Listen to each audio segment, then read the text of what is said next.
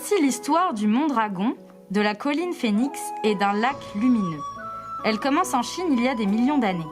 Il y a très longtemps, près d'une rivière magique, vivait un dragon. De l'autre côté de la rivière se trouvait une forêt sombre et au cœur de cette forêt nichait un phénix. Chaque jour, le dragon nageait dans la rivière et chaque jour, le phénix volait là-haut dans le ciel. Un jour, ils se rencontrèrent sur une île féerique au milieu de la rivière. Il y avait sur le sable une pierre éblouissante. Phénix, très content, dit à Dragon : « Dragon, Dragon, tu vois cette belle pierre ?» Dragon, plein de joie, lui aussi, dit à Phénix : « Phénix, Phénix, nous allons la tailler et la polir en une perle, d'accord ?» Phénix, d'accord, ils se mirent immédiatement au travail. Dragon lava la pierre dans la rivière, Phénix la polit avec une plume et la pierre devint une perle. Dragon ne voulait plus rentrer dans sa grotte, ni Phénix revenir dans sa forêt. Ils vivaient donc ensemble dans l'île féerique située au milieu du fleuve céleste pour veiller jour et nuit sur la perle. La perle brillait plus que les étoiles, plus que le soleil. Elle était si brillante que la reine du paradis la vit. Aussitôt, son cœur avide brûla du désir de la posséder. « Je veux cette perle, dit-elle. » À minuit, elle envoya un soldat céleste pour la voler alors que Dragon et Phénix s'étaient endormis.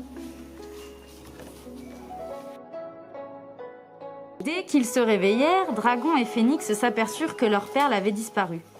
Fou d'inquiétude, ils la cherchaient partout. Dragon fouilla toutes les grottes du lit du fleuve céleste, il ne trouva rien. Phénix explora chaque coin de l'île féerique sans plus de résultats. Très tristes, ils continuèrent quand même leurs recherches jour et nuit.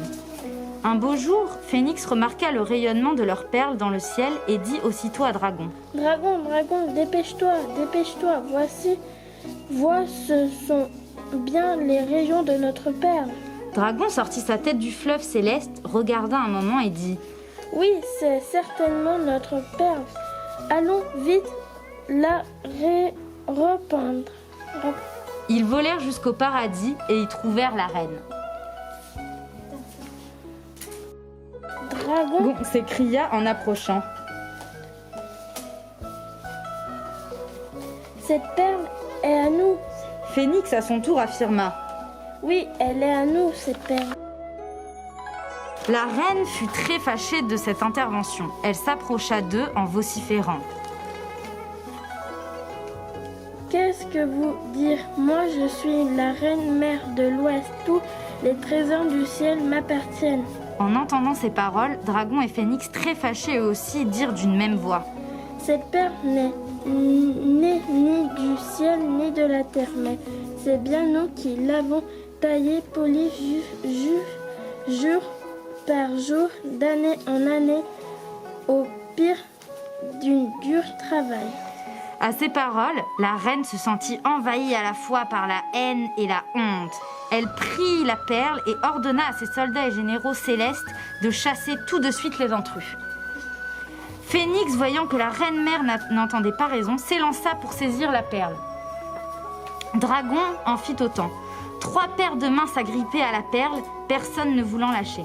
Secouée par ces 3 forces, la perle oscilla et elle roula en bas des marches vers la terre. Dragon et Phénix, voyant que la perle risquait de s'écraser sur le sol, la suivaient en descendant, se précipitant d'avant en arrière, de gauche à droite, pour la protéger alors qu'elle tombait lentement.